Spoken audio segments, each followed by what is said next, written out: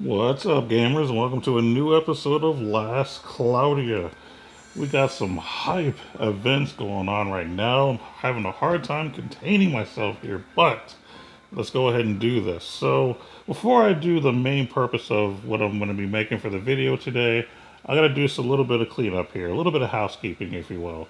So, first and foremost, what you're about to see, 2 days after I made the video about Saint Letheria, guess who I ended up pulling out of a random pack? It wasn't even out of 10 times pull either. Not a 10 times gotcha pull. It was just one of those 100 daily, paid crystal thingies. I just did one of those and boom, there she was that morning. 2 days after I made the video. It's like the developers were listening and they were like, you know what? He's been hyping our game. We're going to go ahead and throw him a bone. So thank you, developers, for allowing me to have her. I'm assuming that's the only reason I got her because I kept saying, yeah, it's going to be difficult to get her. You can probably spend thousands of dollars and never get her. And I spend not even much and I just got her randomly. So it was great.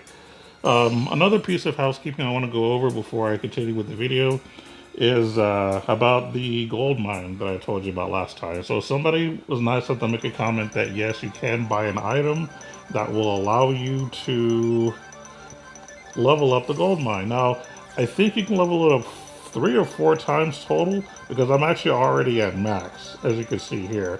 So at max, I can do over 5,800 per hour and can hold up to 44k. So it's something. Now, the way that you get it is you actually get it from Gourd Town. And then the item that you're going to purchase is the high class minecart for 275k. That is the item that you need that'll allow you to upgrade the little gold mine thing. Oh, by the way, I also got this unopened vault thing. I'm going to have to look into that to see what exactly I'm going to get out of it because I think you're supposed to put in some kind of a code, but I haven't really thought to look into what that code is. But if you guys happen to know or happen to know how to figure it out, let me know. I might make a video that might include that into it. Now, the moment we've been waiting for. We're going to go ahead and discuss the secret of mana characters. That's right. Now, my first impression of these characters, I honestly was not impressed. Well, let me rephrase it.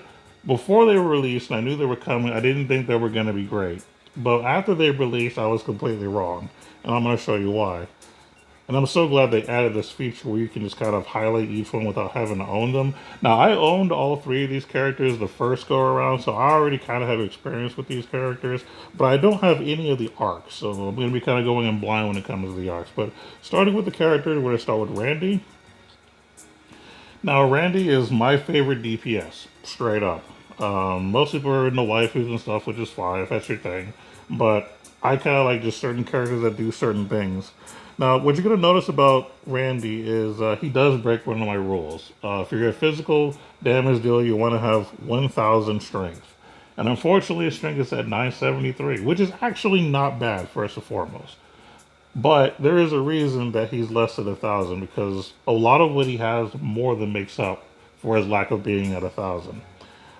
So let's go ahead and take a look and see what he can do here. Now his abilities are basically good against certain types. So his first skill is good against undead. The second skill is good against beasts. The third skill is good against spirits, and then his special is specifically good against fish. So he's basically the killer slash slayer type. Is basically what he is. He could definitely be in a fairy tale guild. I'll put it to you that way. Natsu, I think you have some competition. I'll put it to you that way. So let's take a look at his traits here.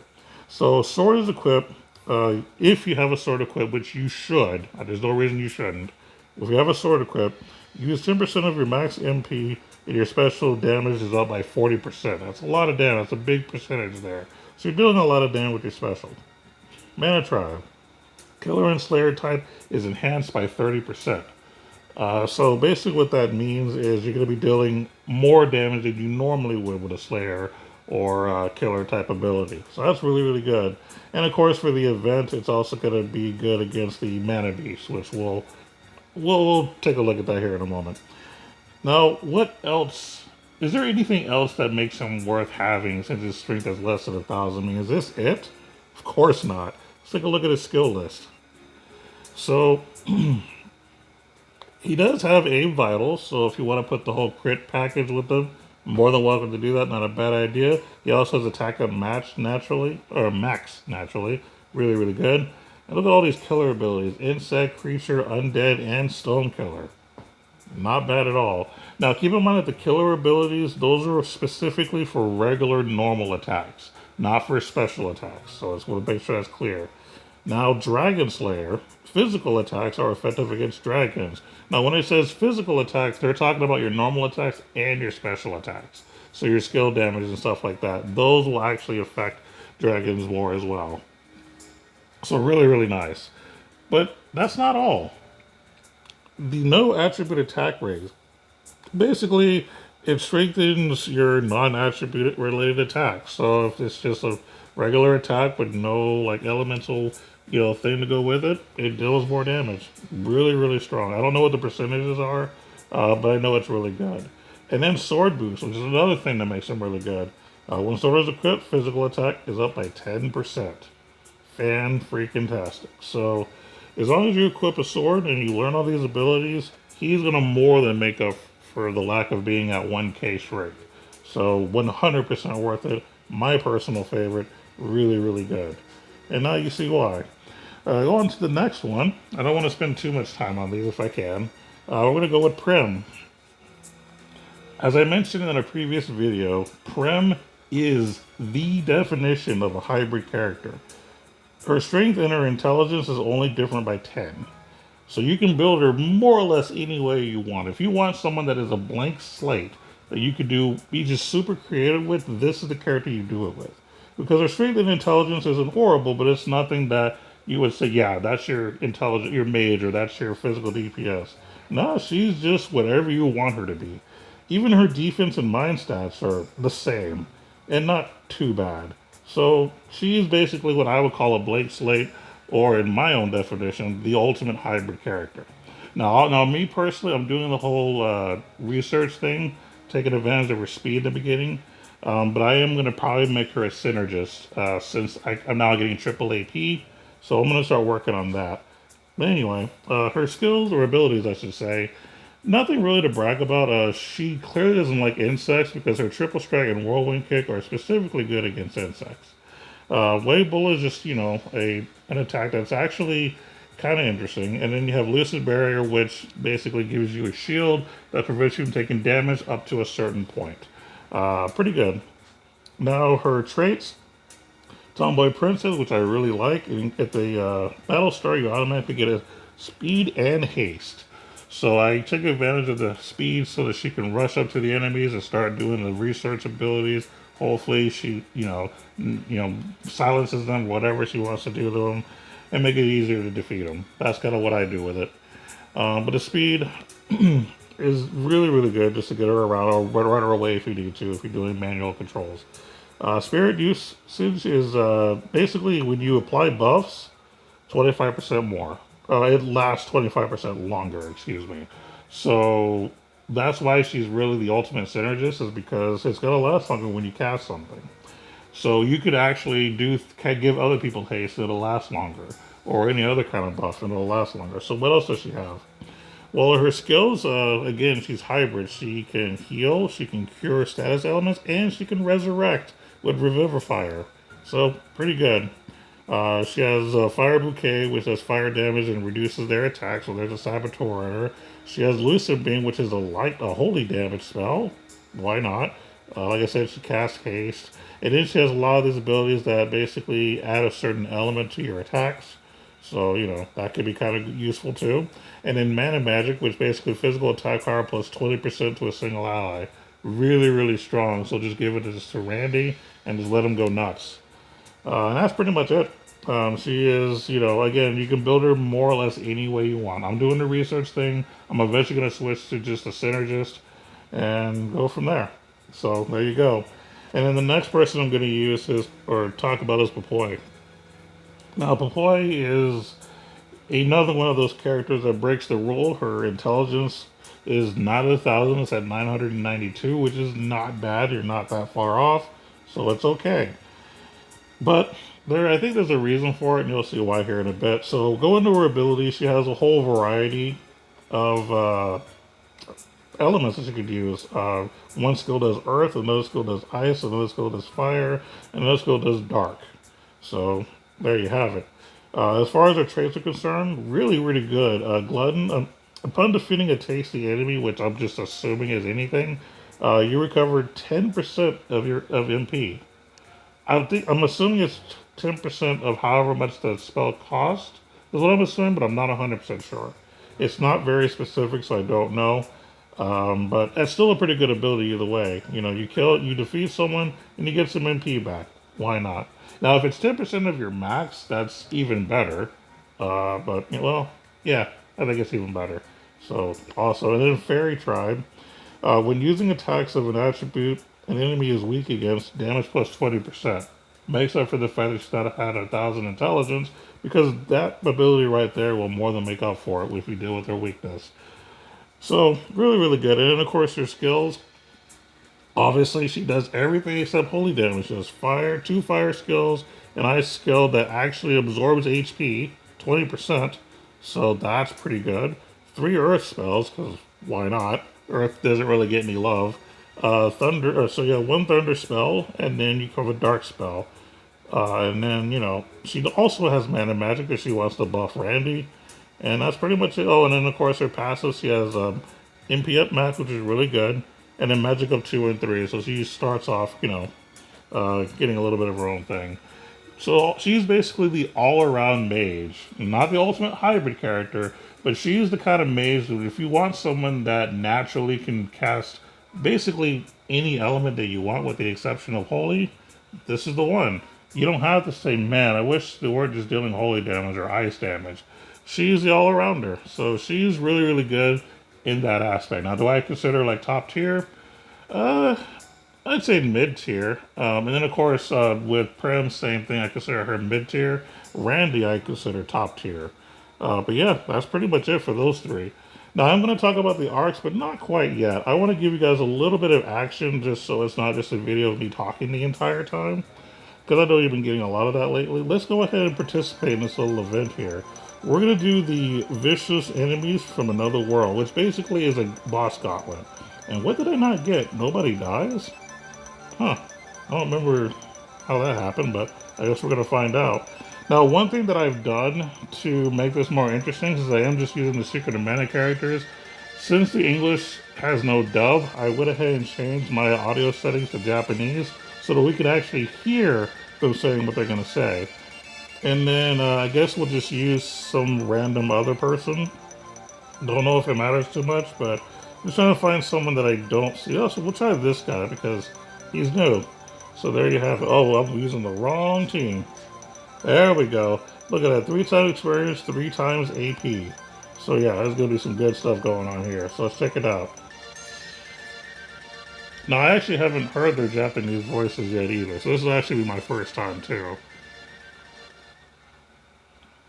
But here comes the boss grind. Get ready.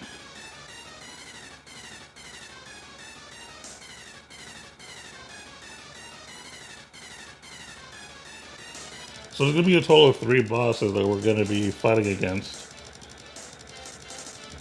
If it ever gets to it.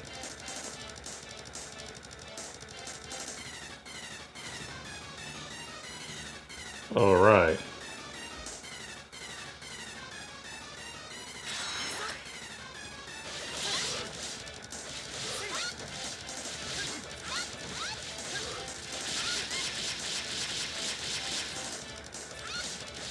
Now, I haven't leveled these characters super high yet, but we're getting there.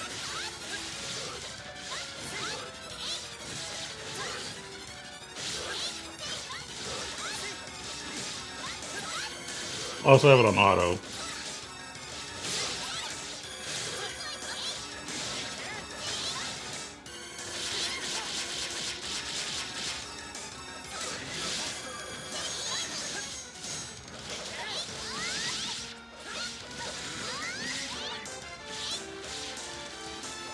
And there it is. The first one gone.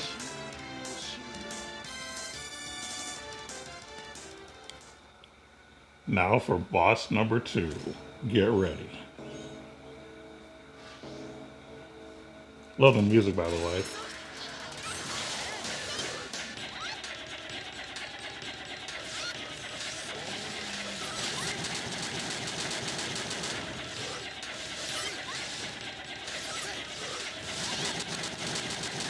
Oh, Popoy is gonna eat it. She's gonna be dead here soon.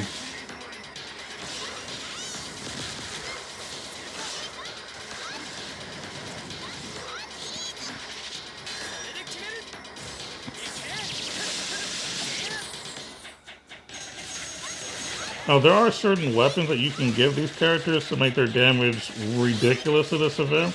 I highly recommend investing in those if you haven't gotten in on the first go around or if this is your first time.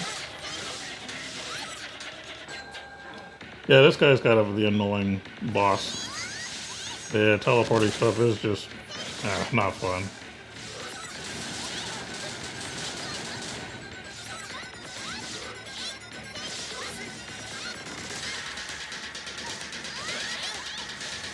Now, what I might do is I might actually use the summon to heal Popoy so she doesn't just automatically die.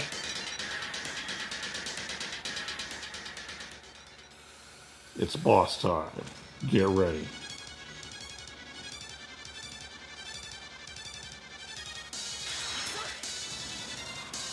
Actually, which one do I have? Oh, never mind. It's not even the right one. No, Popoy's just gonna die. She's gonna eat it right here.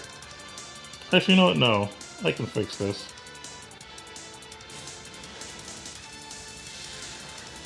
I'll wait for the damage to hit first.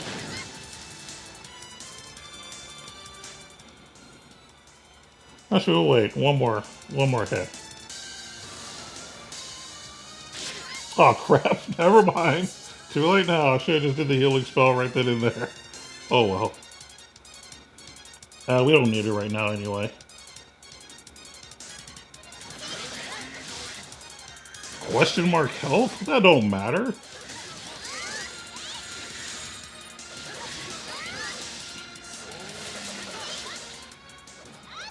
And there it goes. Sad thing was that was the easier boss.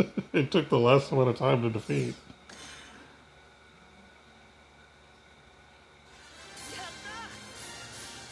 And there you go. What I kind of wish, I think I may have said this before, is since they don't have an English dub, I think that even if you have your settings on English, they should have just had the Japanese voice acting with those three characters specifically, since we don't have an English one. I think that would have just made more sense, right? Like, am I wrong here? But yeah, there you go. That's the Secret of Mana characters right there. As you can tell, I'm learning some stuff with all three of the Secret of Mana peoples, because why not? I actually like all three characters personally. But yeah, let's go ahead and discuss the arcs real quick. I will not spend too much time on them, on the arcs, because in all honesty, I don't consider any of them really tier, and they're more just funsies kind of abilities, and you'll see why. There's like maybe one or two that might be really, really good, but I think someone else might be a better judge of that than me. Because again, I don't have any of these arcs. So, Trials of Mana, this is the SR arc. It basically gives you the following abilities, and a lot of these abilities are time based. So, the Wisp time, the Shades time, these are just good at specific times. So, anything like that to me is just weird. You got Moon Saber, which HP absorbs into a single ally's regular attack. So that's actually kind of a cool little buff. You may want to give it to Prem. You got Holy Bolt, so you know the holy damage.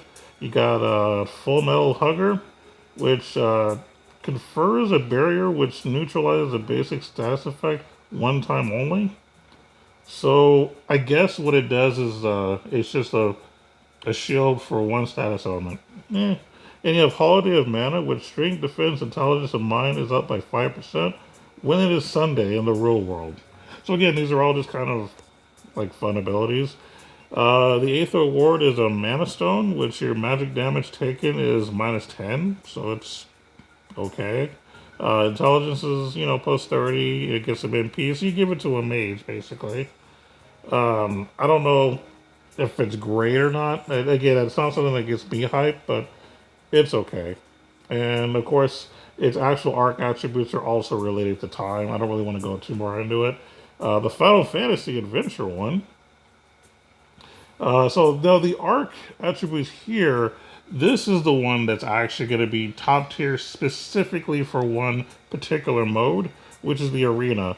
So mana series, magic damage plus 20%, arena, skill damage plus 30%, and then damage dealt by enemies minus 10%. So this is probably top tier specifically for arena, but other than that, it's an okay arc. More for that.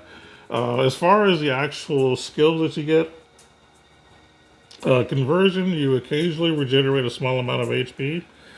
I don't know what they mean by occasionally. I don't know if it's like random or if there's a specific time. It's just really weird. I don't know. Blood of Amanda increases the speed of curse recovery. Okay. X's is crit rate against stones plus 10%. So if you're building a crit type character, like Sevia, or if you're gonna do the Randy package with the whole, killers and crits and all that, could be interesting. Monkey Baby, regular attacks have a chance of inflicting silence, so kind of a saboteur kind of a thing. So damage of 30% against enemies that are silenced. So that's okay. Honey Elixir exhausts units MP to greatly recover HP and completely restore your SCT. Jury's out on that one. And then Gibbonite have a probability of negating magic damage. So this is something that you're going to want to put on a tank. So I would actually use that one for, the, any really tank that you want to basically do the whole guard thing with. And then the Arc Aether is the mana pendant, which basically automatically deploys speed, protection, magic, barrier, and regenerate one time close to death. So these one time close to death things, I still not sold on it being great. I mean, it's probably a cool little item in general, but I don't know how hype I am. But I just think that there might just be better things you could use. But I guess it's not bad. You get 250 hit points. You get a boost in your defense and mind. So I mean, you're getting some stuff. You got all elemental resistance plus 5. So I mean, you're getting something, right? So I don't know. It's like I said, I'm really iffy about these. This is probably the better of the three. But again, very situational. And it's Secretive Mana, which is specifically good, I believe, for Randy, but let's find out. So the attribute is when a sword is equipped, so obviously Randy. So basically, when you're using Randy properly, physical attack power increases in proportion to the number of active buffs, up to 6, plus 30%. When the party includes a full set of male, female, and other units, increase AC by 25%, strength, intelligence, defense, and mind by 5%. Okay, so that's a lot, right? So let me try to translate. So when you are using Randy properly, because this is basically for Randy, and you have like buffs, which means that you have like fast vacation or whatever, and you have, let's say Prem with the whole tomboy princess thing. Those are buffs, so I assume that would count, and you're going to get all of these buffs. And then if you're using a male, a female, so we'll say if you're using Randy, Prem, and the Beast guy, I don't know what his name, or maybe if you're using one of those like random monster characters, there you go. So if you're using like one of those with a male and a female, you basically get a whole bunch of buffs, basically. So you put this on Randy, you build a certain team around it, and Randy just becomes more ridiculous than he already is. That's what this arc is. And this is just the hatchet, but I haven't even went over anything else. As far as the abilities, Cure Water, it's okay. You got Dash, boost your movement speed, slow down your special gauge refill speed. Eh. Acid Storm, now this is the one I actually do like. Ice attack against all enemies, a chance to reduce enemy defense. This is something you'll probably want to give really to either Popoy or maybe an Ice Mage. Just really, really good. I think it's fantastic. So that I actually am actually hype about. So this might be a pretty decent tiered arc for that too. Power counter, so when special gauge is full, strength plus 30. I don't know how I feel about that, but you got lunar magic causes strange things to happen randomly. What does that mean? I have no idea what that means. So yeah, question mark. Very good. I guess I don't know. Blessings of mana. So automatically you get automatic speed, protection, magic barrier, and regenerate when you're close to death. So it's kind of like the other thing that we were looking at earlier. Oh, those close to death things, but you get it as a, I guess, an ability. Uh, I give it to a tank at least, but I don't know. And then the Arc Aether reward is the Mana Sword. It has 308 plus HP and 185 strength, so the strength buff is actually really good. The physical attacks plus 30% damage against god type boss monsters. So this is basically good against your boss setup. Um, you're obviously going to give it to Randy. It's just pretty good. Now there are better items you can get as far as swords, but this isn't bad. So I'll say that this is actually kind of decent. So yeah, so I'll say that the two SSRs are actually pretty decent to have for specific reasons, and then the Trials of Mana, it's okay, I guess. It's just more fun. So there you have it, the collection of mana. You've kind of heard about the characters in general. You've heard about some of the arcs you can get. Even though I haven't been super hype on the arcs, I would still like to get them because there are specific things I would like to get from each of them. But other than that, it's whatever. One thing that I will mention, speaking of Randy and having a sword and being stupid ridiculous, we're gonna go ahead and go over the item that you can get if you're the kind of person that spends money and pulls on that particular banner. I'm going to go to the shop so you can kind of see the item that would be really good if you're like a high roller and you want to spend that money. I'm not going to, but this is free. For those of you who spend money in the game, this is it. You want to get the Deathbringer. It's a mana thing, a blade from another world, Randy only. Why? Those strings are 135, which is actually lower than the other thing, but this is why it's good. A chance to activate absorb 10% damage, restore MP1, or restore SCT with physical attacks. Actually, it's not as great as I thought it was. Yeah, actually, I don't think I care about this because restoring 1 MP is not going to matter. And then restoring SCT can be good. And absorbing 10% damage is probably the better thing in my opinion. If you really want the SAT, I don't know. That's never mind. I lied. It's not really. I don't think if I was like a big money spender, I don't know if I'd really want to get this. I think the other sword I told you about is actually better than this. So never mind. I lied. But either way, that's been the video. Hopefully this has been educational for you. And yeah, it's my boy Randy. I still think Randy is top tier. He is my favorite DPS. And ignore that arena that you see on the bottom left. That's not on this video. It's going to be on a different video. And until that video comes out, keep gaming, y'all. Take care.